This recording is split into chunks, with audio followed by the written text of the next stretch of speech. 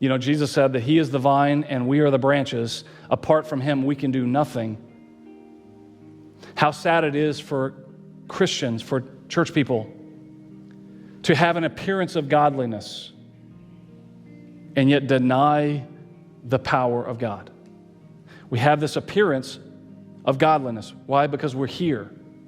Because we walk the walk, we talk the talk, we go through the motions, we attend, we give, we serve, etc.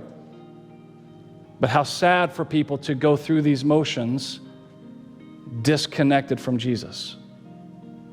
Disconnected from Jesus. He is the vine, we are the branches. Apart from him, we can do nothing. If we're going to remain faithful to the end, that's what the call is. The call is to remain faithful. When we see these things happen, life may get hard. Be faithful. And if we're going to endure to the end, it is because we are relying upon the strength of Jesus working through us. None of us has the strength to endure through these things on our own power. So if we're approaching life and especially trials on our own power, disconnected, brother and sister, we're not going to stand. You have to see that, right? You are not strong enough to withstand the day of judgment without Jesus. Especially if these things taking place takes a little while, takes a few weeks, takes a few months, takes a few years. You are not strong enough in yourself to stand in that trial, which is why Jesus closes his public teaching with an exhortation to pray. The last thing that Luke records publicly spoken by Jesus, teaching to the masses, is a call to pray. Listen to what he says, praying that you might have strength to escape all these things. That is the key to persevering until all has taken place. The key is that you are praying. Now, there are two attitudes in a person's heart, or there's two types of people with different attitudes. One attitude says, I believe Jesus. I believe him. I believe he is who he says he is, and I am who he says I am. And there's another attitude that says, I don't believe that Jesus is who he says he is, and I don't think that I need him quite as much as the next person.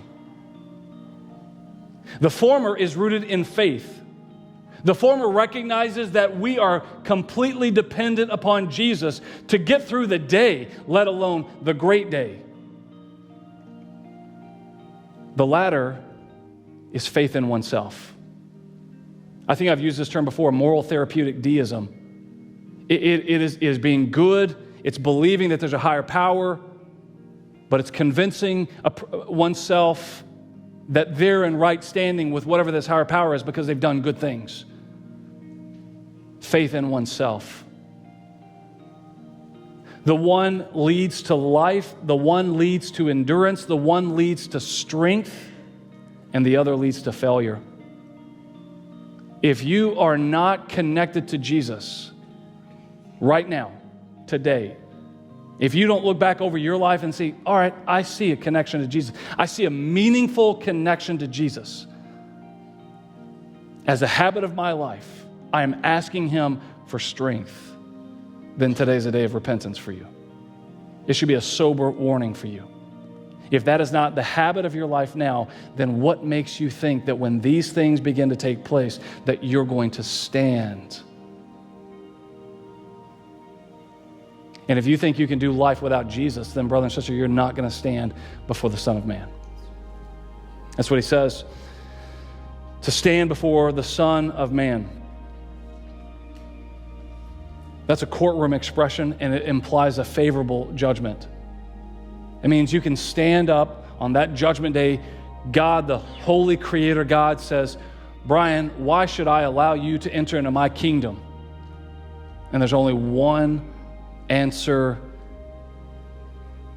Jesus Christ's blood on the cross. Jesus died from my sin. My sin has been covered by his death, burial, and resurrection. I am clean. I have his righteousness. That is what it means to stand before the Son of Man.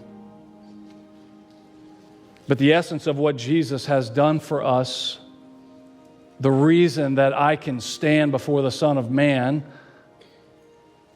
a sinner, made clean, made righteous, declared not guilty, is because of what Jesus Christ did on the cross, and that is reflected in the Lord's Supper.